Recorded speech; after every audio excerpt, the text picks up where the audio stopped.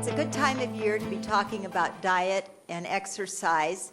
And when I say diet, I mean what you eat, because our speaker today is never say diet, as in the term of diet. Anyway, it is my pleasure to welcome you all.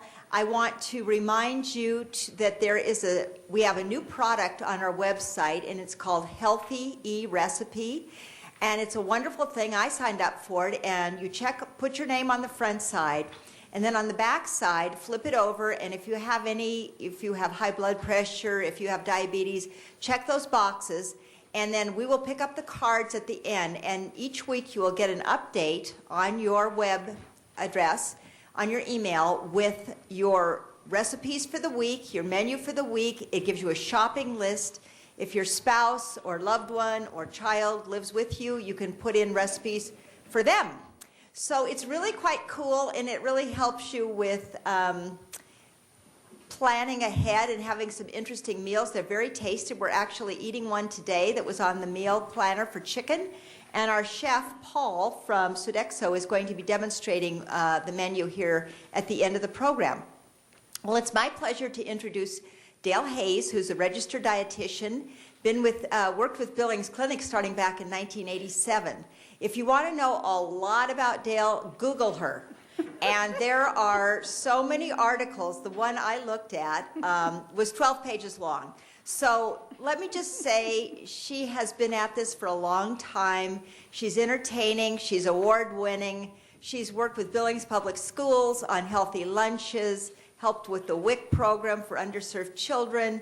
She's helped and counseled people through her work here and also nationally. She's a sought-after speaker, so we're always so lucky to get her here in our own hometown. And she's a great lady, and I need to hear her talk about once a quarter. About 4 times a year would be helpful for me.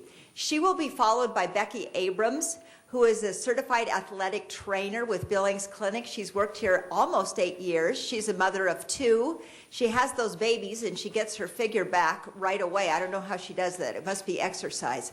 Anyway, she's a delightful woman, and she has lots of training. She works out at the Sportsplex with the sports-specific training group. She also travels up to Red Lodge and works with the athletic teams up there. So she is really helping athletes get in shape, but she can help us with just every day what we can do to enjoy exercise.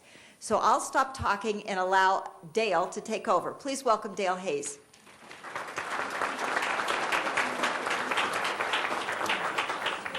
Thank you so much. I'm very glad that Leslie could remember what year it was that I had started working.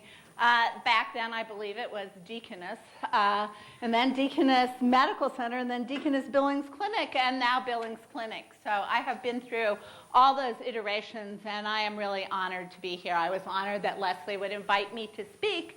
I feel like I sort of grew up in this conference center, giving various presentations over the years. We started out with Pro Heart Kitchen, and I see some familiar faces in the room. You all look just as young as you did then, so I am sure it's because you have been eating so well. Now, most of my work involves children and schools, and indeed I do work all over the country, really trying to help school districts and communities focus in on children and nutrition. If you want to check out any of those things, my sort of online social media presence is School Meals That Rock. So if you care about school meals, or you have children or grandchildren who care about school meals, I would be happy to have you take a look at that. But I'm always happy to come and talk about these issues at the beginning of the year. I want to say something else rather personal before I get to talk about the topic at hand. This is me and my beloved Da, my father. We found out last Saturday that he has a brain tumor, and he's receiving hospice care, and I leave tomorrow morning to go and be with him. And I know that all of you will say how deeply sorry you are, but you know what? My dad had a wonderful life for 88 years. There are no regrets. Our whole family is coming there this weekend, and we're Irish. So I think there's going to be a fair amount of music. There are going to be a lot of stories, and I wouldn't be surprised to see whiskey and Guinness. So I promise that none of us will be on the roads afterwards, but it has helped me take some time to reflect on the things which are important in life and those things which aren't important in life. So it really has been a treasured time, and I know that being there and being with him will be even more so. Leslie said I could have canceled in a minute, and actually I was really glad to have a few days at home by myself to sort of absorb the information, think about it, process it, and then go and be with him. So thank you so much for giving me this opportunity to be here and to focus on nutrition. I've been focused on this my whole life. That's why I got this gray hair, was trying to think about nutrition, try to put it in some sort of perspective. But really, I have been doing nutrition in some form or another since sometime back in the mid-'70s. I don't even know how long that is. But no matter what nutrition topic you bring up, butter, margarine, regular, decaf, whatever it is, I've seen the advice go from here to here, and then back again, and sort of you feel like you have whiplash because you can't remember whether you're supposed to be eating butter or margarine or not drinking any coffee at all. Trust me, what really matters in terms of nutrition is doing something that makes sense that you can do every day for the rest of your life. It is this crazy back and forth stuff that's gotten us into trouble, that's gotten people on yo-yo diets, and people who've dieted up and down know that very often they've ended up weighing more than before they started dieting.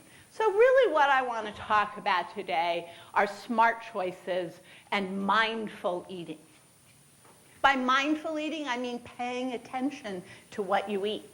We don't have a culture that really does that. We spend so much time doing complicated things and other things that we have to have fast food. So people drive up to a window and they throw food out at you, and then you can drive around in your car and eat it? Really? A little hard to pay attention or to feel satisfied after you've eaten a meal like that. Plus, we live in a society that is absolutely crazy about diets.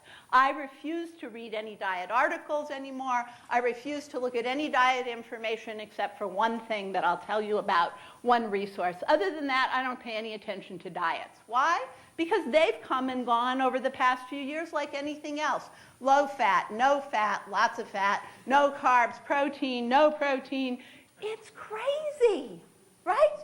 Notice how all the people with gray hair in the room are nodding their heads and laughing? That's because we've been through it. Really? Another diet? What really matters is figuring out something that you can do for the rest of your life. And when you're going home from the grocery store, I highly recommend setting down the bags. If there's a hula hoop there, take some time to play. That, in the end, is really what matters.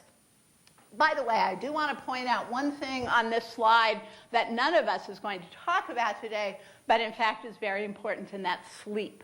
One of the things that the research that's really showing up is that getting enough sleep really matters to maintaining a healthy weight. In fact, it's so important that right now, today, in Washington, D.C., the new committee for the dietary guidelines is meeting, and for the very first time, they are listening to and considering sleep research.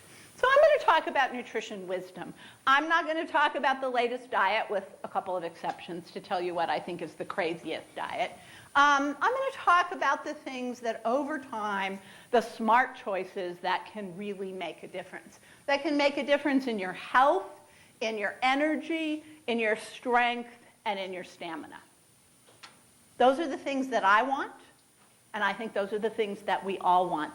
And there is a way to eat to make that happen.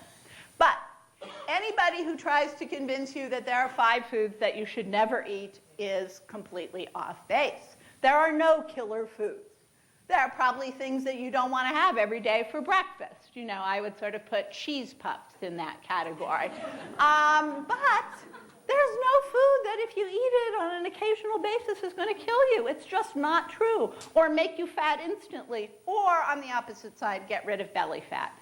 You know what? This whole idea of fat and magical solutions has been going on forever. This was actually an advertisement from the 1890s. They were selling obesity soap so that you could take a shower and just wash it all away. It was very inexpensive then. It was only $2 for a box. Now, many of you would consider that a bargain, and probably if I stood up here and said, I have soap that will wash fat away, it'll cost you $50, many of you pull out your checkbook and buy it, knowing that that's just completely ludicrous. And you know what? There are all sorts of people, many of them are celebrities, and they stand up in front of you and say, I did X, Y, and Z, this miracle thing, and look at me, I'm so thin. You can do this too, and then you can be so thin. It's just ridiculous.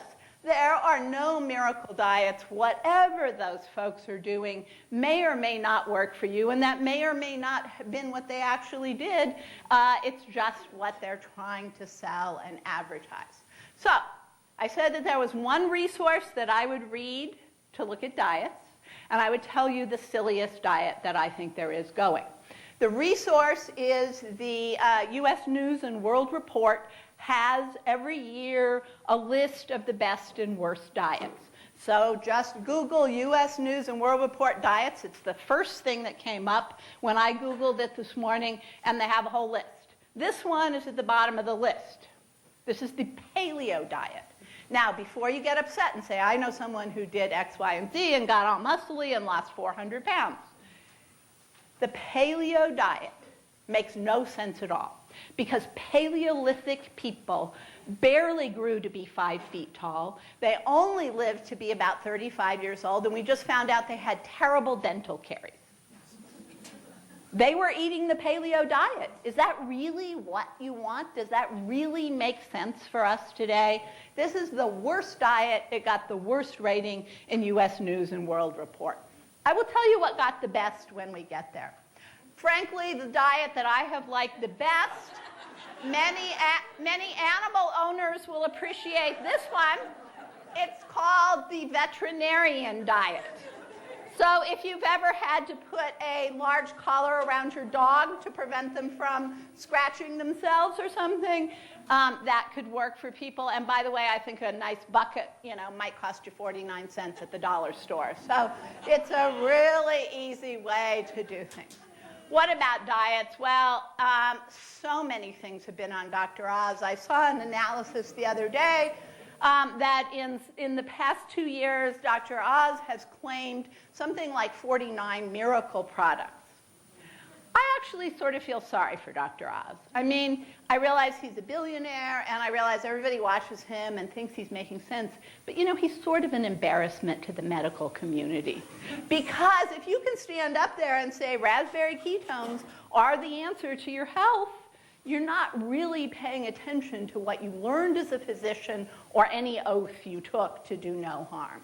But let's leave Dr. Oz behind. I don't like to spend time on silly people. I've given this diet quiz in this room before. Some of you may have taken it. It's very quick. There's only 3 questions, 3 quick answers, but I'd like everybody to participate. Are you ready? Okay. What day of the week do all diets start on? Monday. Thank you. The only other answer that I ever get beside Monday is tomorrow. All right? If all diets start on Monday, what do you have to do all weekend to get ready? Eat. Okay. What you have to do all weekend to get ready for a diet is eat. How crazy is that? You're just setting yourself up for this going back and forth. Last question. This one's a little tougher, and sometimes the audience doesn't agree. So really listen carefully and think about it. If all diets start on Monday and you have to eat all weekend to get ready, what day do all diets end on? Friday. See how there was a variety of answers? Those people with a great deal of willpower said Friday.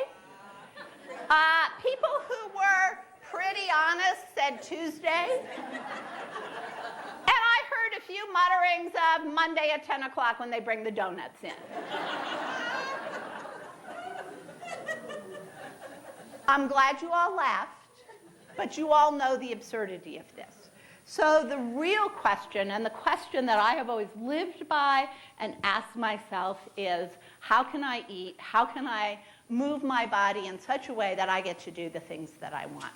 So when I was 60, which actually was just a couple of years ago, I decided that I wanted to walk across the Beartooth Mountains, the Cook City to East Rosebud, but I went East Rosebud to Cook City by myself in 36 hours. At this size, this weight, this shape, I ate a lot of M&Ms along the way.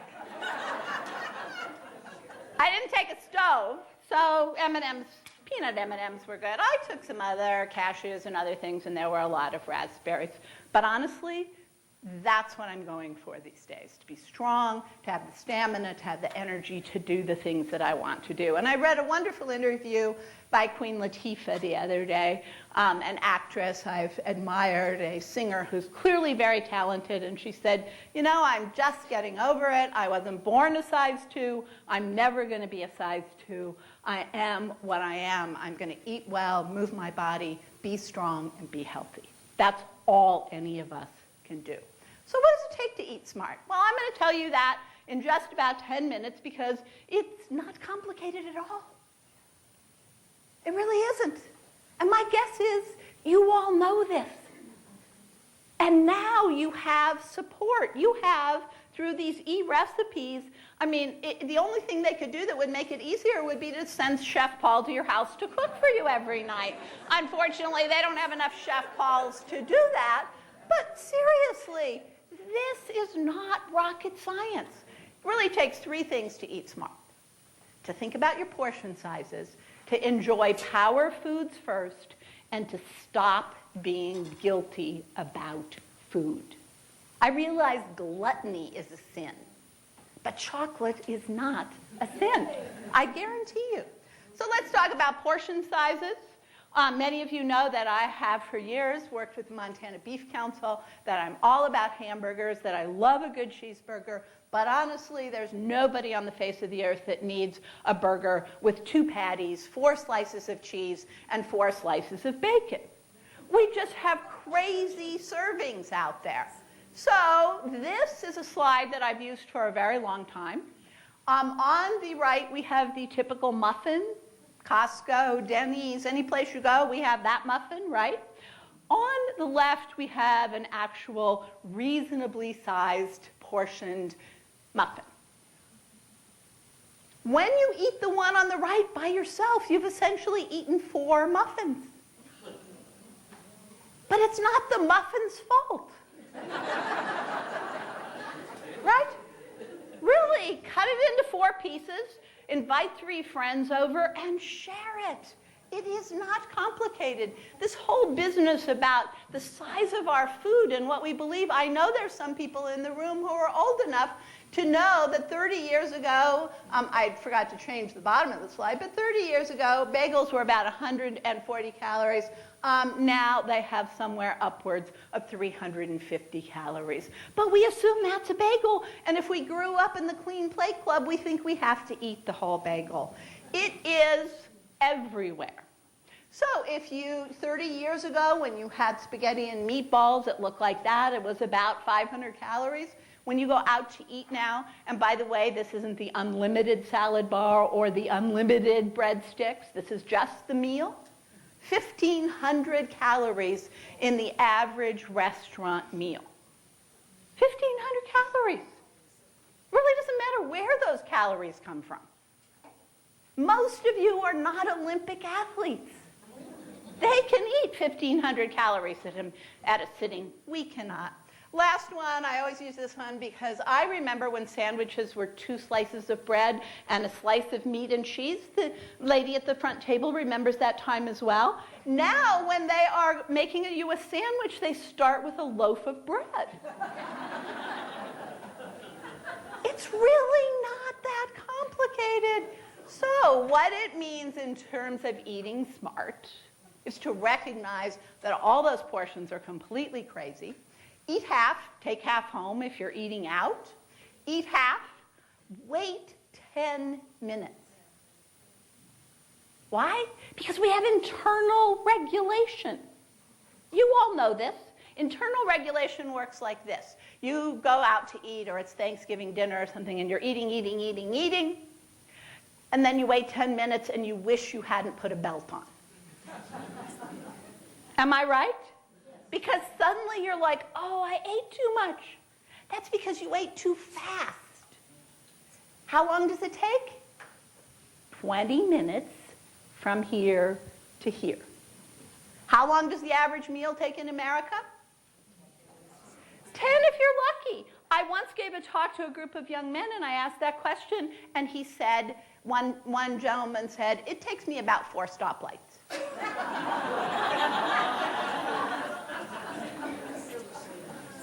And share.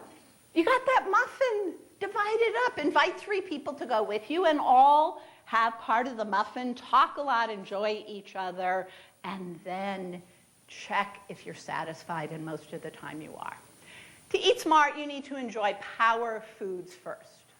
What do I mean by power foods? Well, actually, for my information, unlike Dr. Oz, I rely on science to tell me what are the power foods.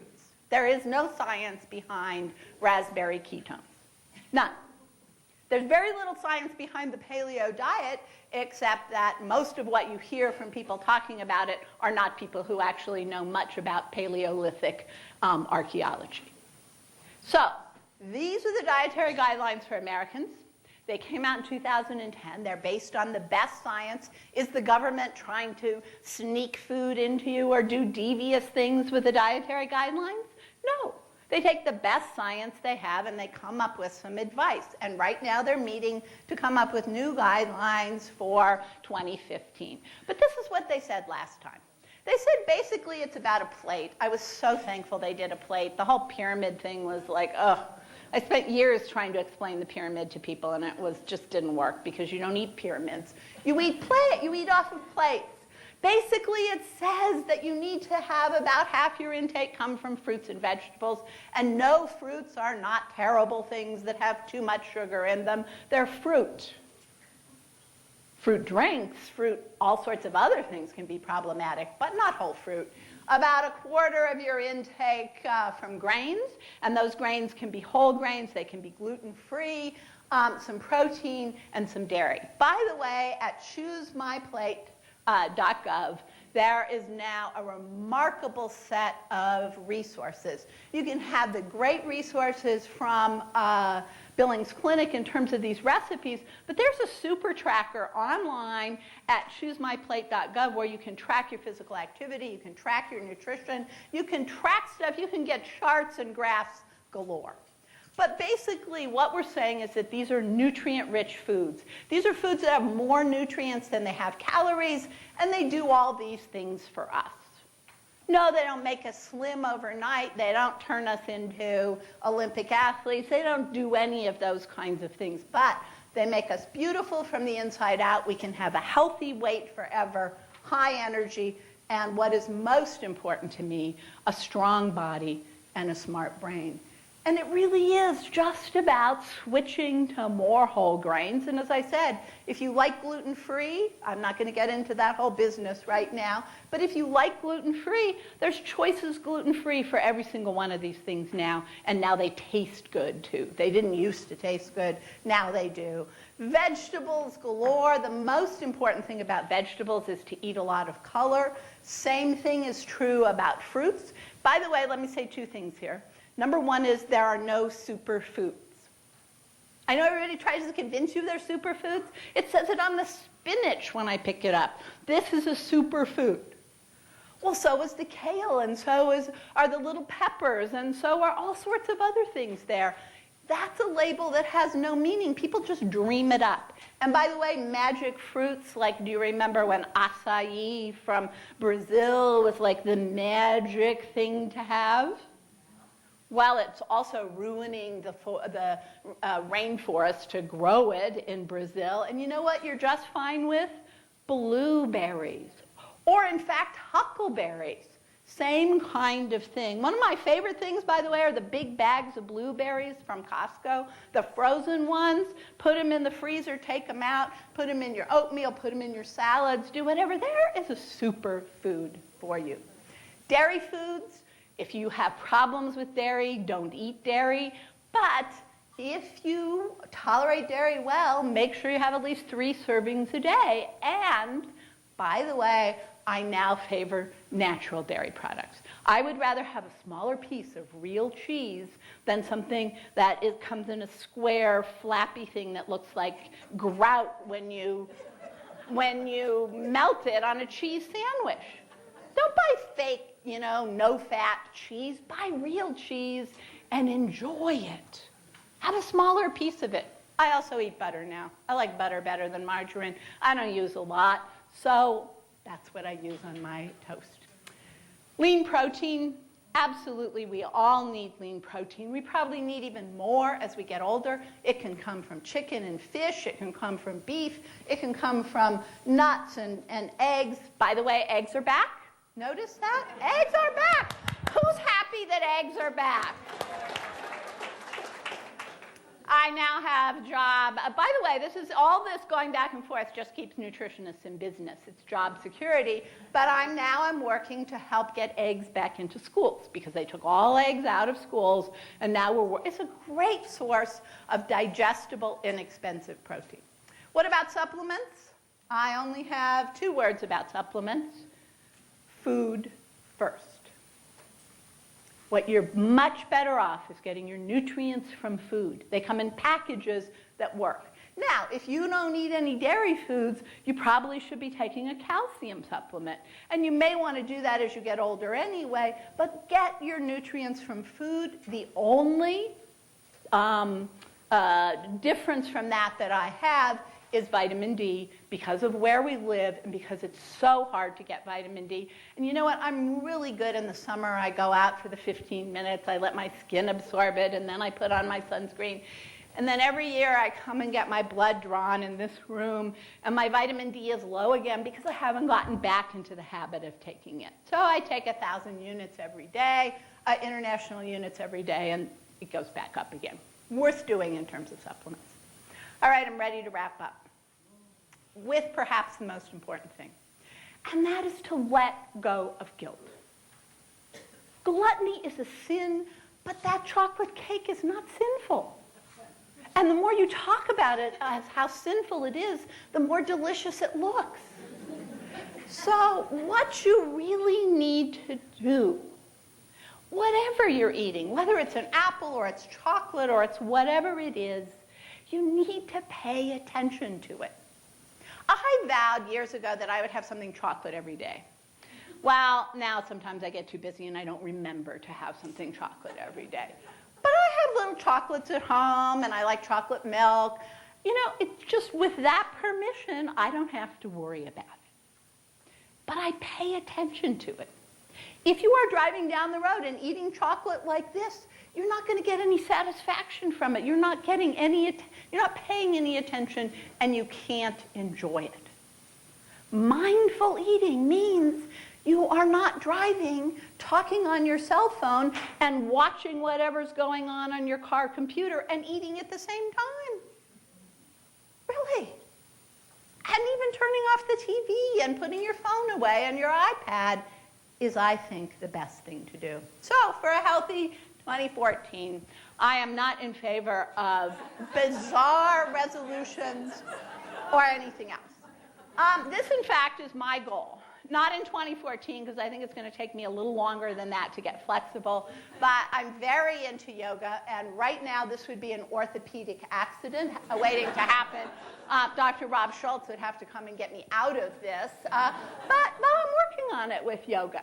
So play hard, eat well, sleep enough, and take good care. Now, you're going to hear from an expert next about playing hard and exercise, but you know what? That's no more complicated either. I do frequently see people up on the top of the airport driving along while their dog runs beside the car. That's good for the dog, but for you, get out on one of Billings' amazing now paths and take a walk. My advice to you is really simple. Make one small change at a time. Think about one thing that I've said today that sort of resonated with you. Make one small change at a time and just make a commitment to do it forever. It's never too early, and I've also begun to realize that it is never too late. This is my other hero. This is an 83-year-old woman in England who teaches yoga, and I'm working on the strength of my arms, and I am looking for this outfit, if anyone has seen it, because I would like to wear that. The hair, too. Yeah, I know the hair is kind of remarkable, but I've got the color. I just need to tease it up a little bit. This really is your choice. You have all sorts of resources here to help you do that. And I promised, I told you the worst diet, right? In the U.S. News and World Report, just go online, find it. The worst one was the paleo diet. The best one is not even a diet at all. It's the DASH eating plan. DASH stands for, not Mrs. Dash, but for Dietary Approaches to Stop Hypertension. DASH diet. It is a simple way of eating. It has lots of fruits and vegetables. Notice half of the plate is fruits and vegetables if you count those other things. It includes low-fat dairy products, and it's very simple to follow. I just want to tell you all, thank you very much. The Billings community has been a wonderful place for me to live, a wonderful place to raise my children. And I have enjoyed preparing for this, and tomorrow I'm preparing for another passage and going to California to be with my father and to be with my family. Thank you very much for having me.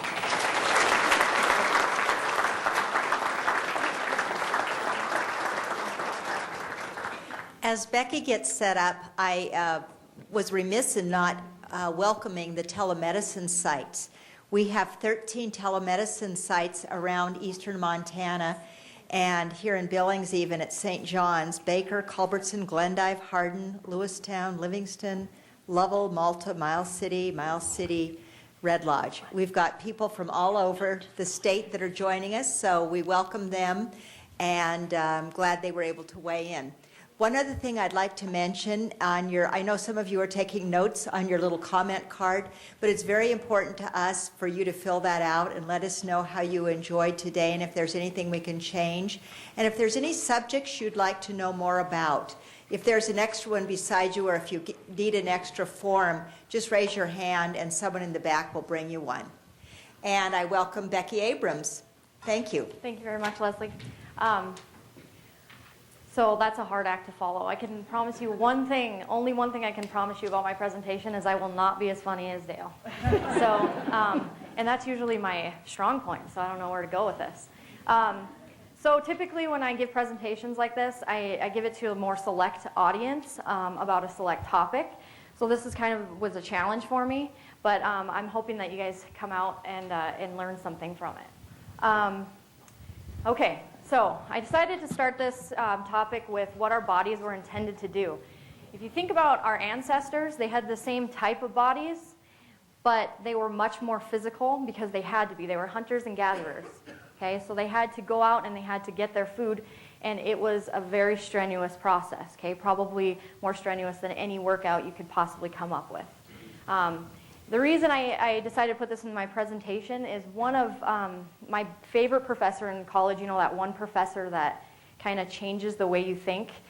He kind of presented this topic in one of our exercise physiology classes, and at that time I was working as a personal trainer, and I remember training some just people in the general population whose goal was to lose weight, and they would get on the treadmill and I'd speed it up a little bit, and they weren't even getting to a running gait and they were out of breath and they would start crying, literally. And I was just like, this person's crying because their heart rate's up at 230 or 130, sorry, not 230. And so And I mean, it was really uncomfortable for them. And so I started to try and tell every client that I had that, you know, kind of told them about how our ancestors had the same type of bodies and that we were made to work this hard. We were made to work hard and have strenuous, you know, impact on our bodies. I was a horrible personal trainer, by the way. Seriously, like, I feel sorry for my clients. Okay, so what the heck happened? Agricultural revolution. I'm skipping through history here. So farming and agriculture began to replace hunting and gathering. So we no longer had to strive as hard physically to get our food. And so that kind of replaced some of our physical activity, the majority of our physical activity. Post-Civil War, Industrial Revolution, so it just, you know, things become more convenient for us, and so we don't have to move as much. And then you move to modern day. And there's some irony here. Modern day, we know more science about our bodies than we ever did back when we were hunters or gatherers. There's more you know, exercise systems, there's more fitness programs now. We have so much knowledge, but ironically, we are more unfit than we've ever been. And you all know it's because things are so convenient. We don't have to go get things. I mean, we don't have to go to the grocery store very often because we have food in our cupboard because a box of crackers will last how long, you know? And so, you know, these kinds of things are things that you have to think about when you think about physical activity and being uncomfortable. Okay, so I saw this and I thought it was kind of funny because I think we've all probably done this at some point in our lives, right? So a little tidbit that I'm sure it won't surprise you at all, but most gyms actually make more money off of the people who don't go to the gym than do, because most gyms take it directly out of an account. And so this kind of just reminded me of that, and I thought this was pretty funny because I know all of us, or we know somebody who has done this and said this probably out loud. Okay, so why don't we love exercise?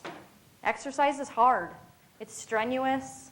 I mean, you know, you're put through the test and it tests your body and it makes you sore and it's very hard. There's a negative association with exercise. So, you know, a lot of times when you think about starting up an exercise program, it's not a positive feeling that you get. It's very negative. You think, oh my gosh, tomorrow I start, and then tomorrow comes and you think, okay, tomorrow I'm going to start, and then, you know, just like the eating better, okay? So there's a negative association, and that's what we have to change, is that negative association with exercise. There's a lot of pressure from society and peers these days. I don't know how many of you guys are on Facebook, Twitter, Instagram, but it gets annoying when people are taking selfies. I don't know if you know the word selfies either, but it's where you take a picture of yourself and of your abs and post it on Instagram and things like that. And then Facebook, you have people checking in. You can check in on Facebook at the gym, and there's people who do it every day. And I think the more social pressures we have, a lot of times that drives us away from exercise. You know, you see all of these ideals in magazines and things like that, and you think, I'm never going to become that, so why would I, you know, even strive for anything? And lastly, what I'm going to focus on actually more than anything are just the wrong goals in general. And the big one is, well, let's talk about these goals first. These are some positive goals, I think, that we should associate with exercise. Most of these are medically related, so lower blood pressure, lowers the risk of type 2 diabetes, maintains immune function, reduces your body fat, strong bones, build muscle. We all know these types of things.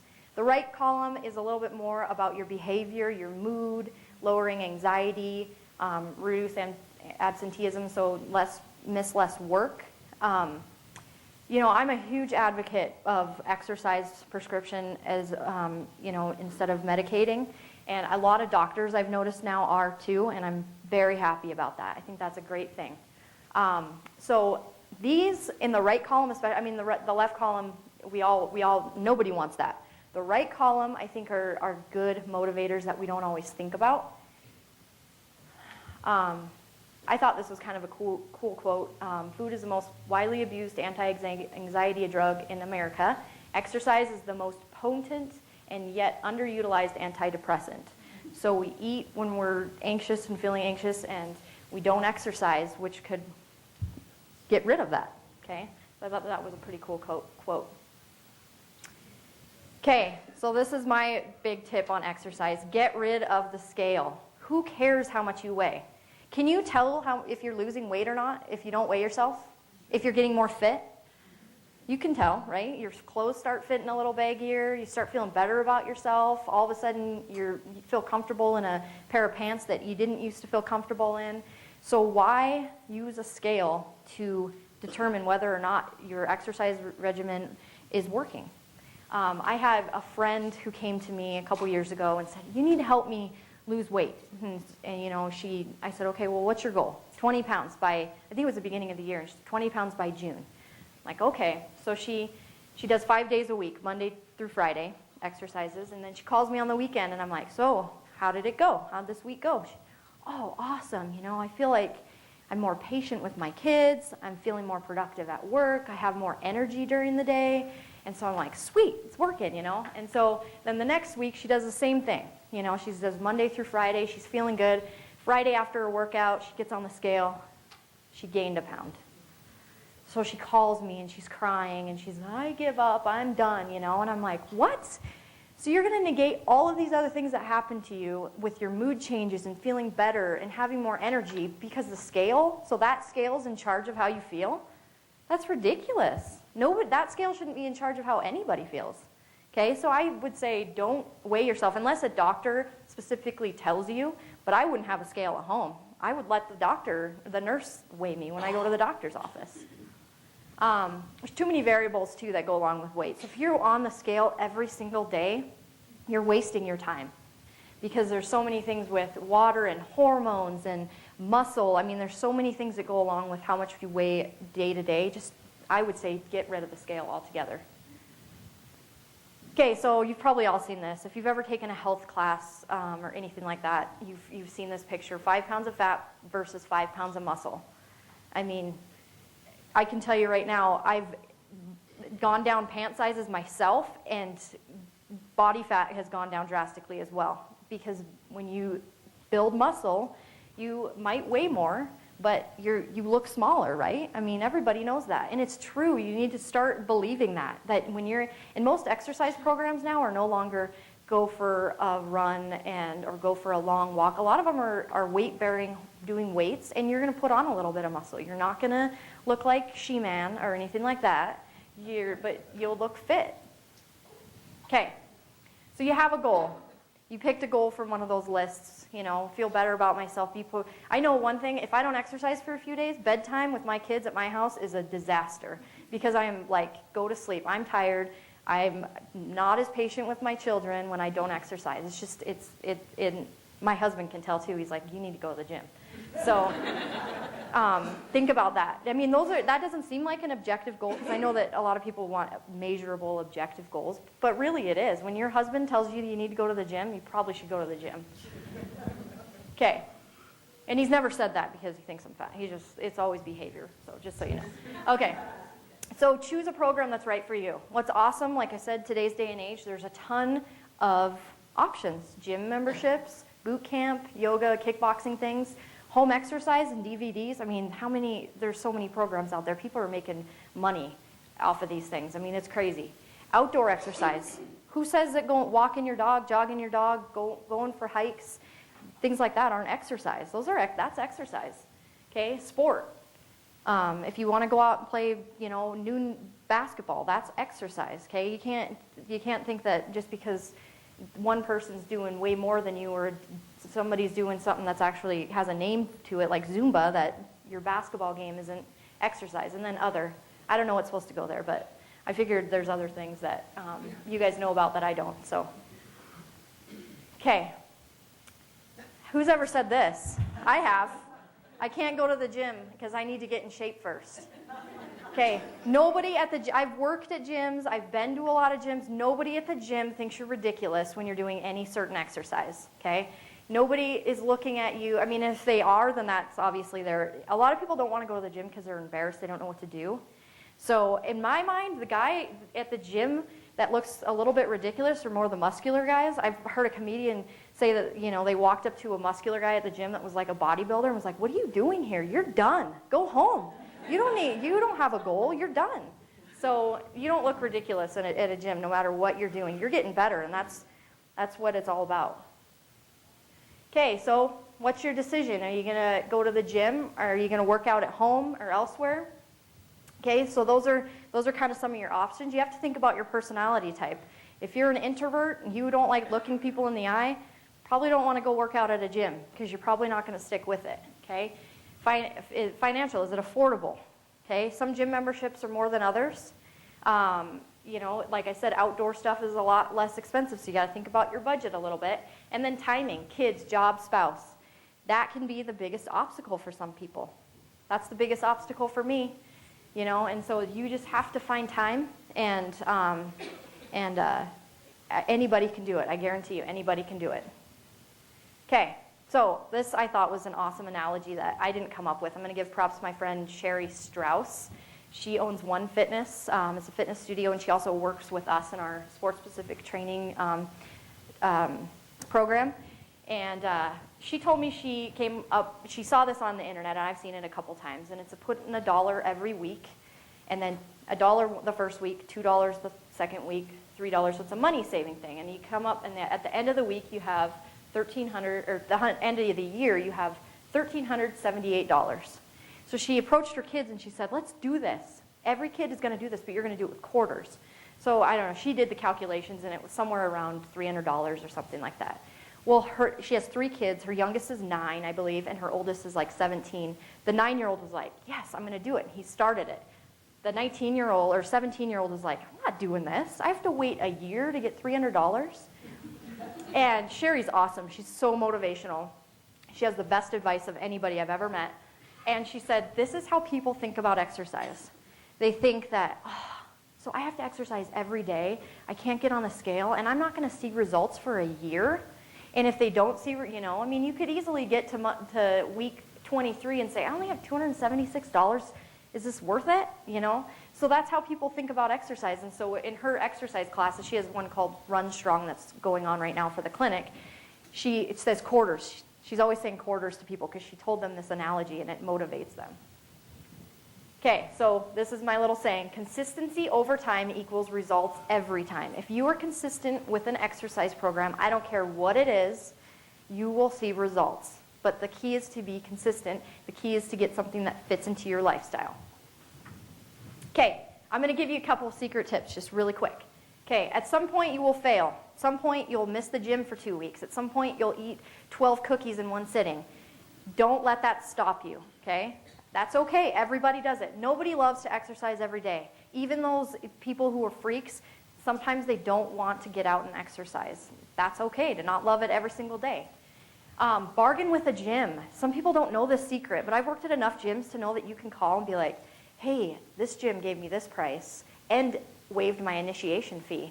Will you do the same? And just like cell phone companies, they'll sometimes match the price. Don't tell any gym I said that, but it's true. There's no exercise program that works for everyone, okay? So pick what works for you. Shop around if you need to. A lot of gyms you can go for a week, or you can go to a boot camp for a day and just try it out.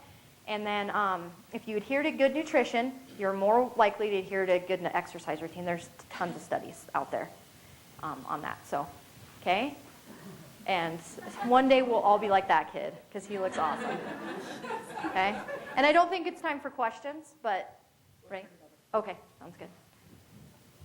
Thank you, Becky. You're welcome. We'd like to bring up Chef Paul from Sodexho. And I don't know a lot about Paul's background, but I know that he's a great chef. And I got to tour. I've only been here 20 years, and yesterday was the first time I made it down to the kitchen. And wow, have you ever seen some big cans of tomatoes? They're down there. Anyway, they've got a neat supply area, and Chef Paul puts together some great menus. And one of the things we have, I'll put in a little plug for Sodexho, is Healthy by Design meals over at the hot area. And you can get something, it has the calorie count and grams of fat and so on, and you get a little card, get it punched, and after so many meals you get a free meal. So we're going to try to talk Chef Paul into cooking some of the eHealth recipes, but I'm going to let him demonstrate how he made your tasty lunch today. Okay. Take it away. Well, what we've got here is, did everybody get a copy of that recipe? Okay, great. The thing that I like about that recipe the most And as I looked at it, and we got it right off that eRecipe site, the thing that I liked about that recipe the most was the sauce. Because the thing about stir fry is that you can do anything with stir fry. This specific recipe calls for celery and peppers and fennel and snow peas, but you can substitute just about anything with that. Even with the protein, you can do beef, you could do tofu, you could do pork. So let's go ahead and we'll fire up this little burner here. I haven't made the recipe yet, but I would completely agree with that. In our house, in my life, stir fry is the go-to thing to do. So as long as you have a variety of things to stir fry and you have a sauce that you like, you can mix and match and put those things together. It really is always available. And the cool thing about this sauce is that it's got 3 basic components to it. You've got a little bit salty, and that comes from the tamari, which is it's a soy sauce. It's a wheat-free soy sauce. It's got a little bit of tart, and that comes from the vinegar. And in this case, it's brown rice vinegar. By the way, if you don't have brown rice vinegar, I think white rice vinegar would work fine. Right, or even an apple cider vinegar. Absolutely. And then it uses quite a bit of apple juice, and then you get your sweet.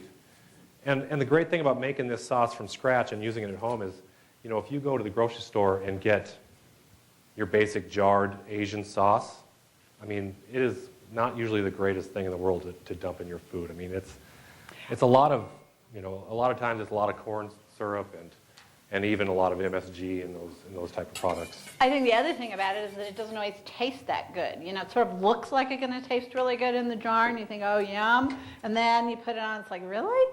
I can tell you right away that as soon as he started taking the lids off those, I could smell the fragrance of it. So it's having the fresh items and putting the sauce together. And I really think that as I've gotten into school nutrition, I've been spending a lot of time working with chefs, and this idea of always having that little bit of sweet and the salty, the savory mixed together really makes a difference in how satisfying your meals are. So it isn't just that it's healthy, it's that it tastes really good and sort of has those layers of flavor that we like.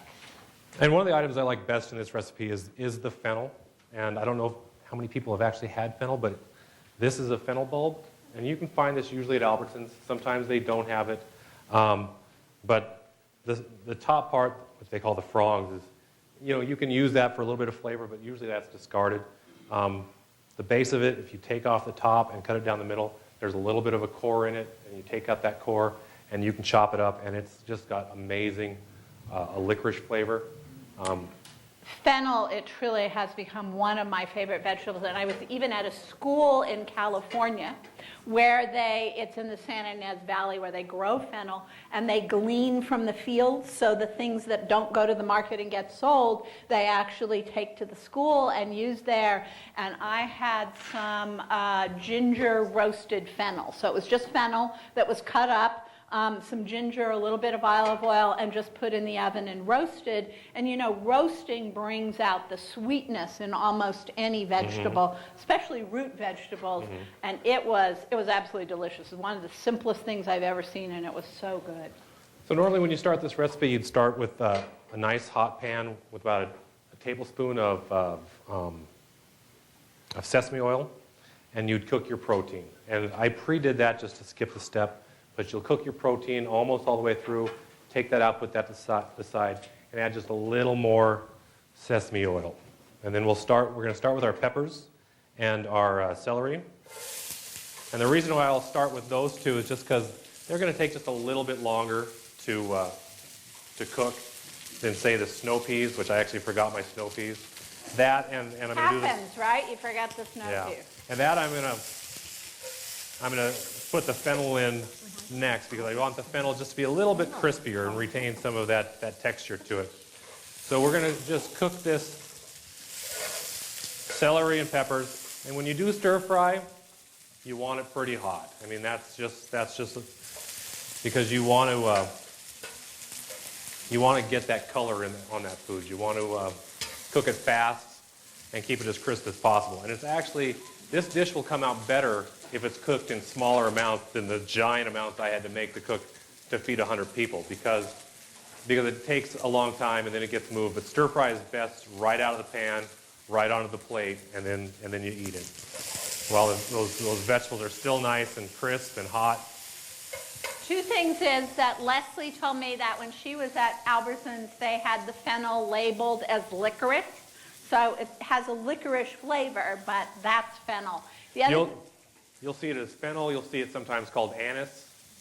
The other thing I wanted to say about his peppers is I love at Albertsons the little bag of sweet peppers, because in one of those little bags they have all different colors. So there's red, orange, yellow, and those are wonderful snack items too. They have a little sweetness. They'd be really good in a dish like this. They also sell them at Costco, same kind of thing, a bag of little peppers. By the way, I'm hoping that since I didn't get lunch beforehand, that now I get to eat the demo. That's right. There you go. Okay, so I added the fennel, and I also had in that a little bit of fresh garlic and fresh chopped ginger. And we're going to just cook that for about a minute. And then the next thing that's going to go in is we'll put in our chicken so we can get that hot again. And again, consider this same recipe. You could use any kind of protein in there. A lean beef, a pork, tofu would be great in there. Or you could just make it without the meat as your side veggie dish and have some other protein. Now again, the sauce is apple juice, tamari, vinegar, and then the recipe calls for arrowroot powder, which is just a pure starch. And if you don't have arrowroot powder or know where to get it, you can use regular cornstarch as a replacement. But sometimes some of these hard to find foods, there are places in town that you can find them at. Good Earth Market downtown. There's the New Health Store on the West End. There's Montana Natural Health on 17th and Grand. They've got an unbelievable bulk section over there. So there are resources. So now once we get all that hot, we're gonna move everything to the side so we can pour our sauce right in the middle. That's one of the best tricks to stir frying, is really to create a well and to move everything to the side, because then that allows the heat. Move in close so they can see you on the camera. Oh, all right. So it's And next week we're going to be on the Food Network. That's Did you right, hear that? exactly, yeah. This is the most people I've ever cooked in front of before. I just want everybody to know that. Well, you're doing a beautiful job, and I think we could have a Dayle and Paul episode You betcha. on some food channel. Oh, that's So beautiful. if you can see that as it's cooked, as that sauce went in, as Cook soon as it it up heated, without burning yourself. as soon as it heated up, that sauce thickened to give that glaze. Okay, so that is all done, and the last thing we're gonna do is we toasted some cashews, and we're gonna add in the cashews. Cashews, almonds, not salted, and often I prefer, if I'm doing a dish like this, to have them be raw rather than to be roasted. The other thing to think about is it could be cashews, it could be almonds, or if you want to go up a step in terms of price, pine nuts. Pine nuts would make a beautiful mixture in here. And honestly, the only thing I can think about that would improve it would be some broccoli, because I would love to see that green color. And that's pop. the thing. And there's a. Oh, you were supposed to have snow peas. I was supposed to have snow peas, yeah. But there should have been snow peas in everybody's dish today. And but then again, I mean, you can add just so many different things, bok choy, and all kinds of red cabbage and. Well, I think Paul has done a fabulous job of cooking in front of 100 people, as well as cooking for 100 people. Thank you.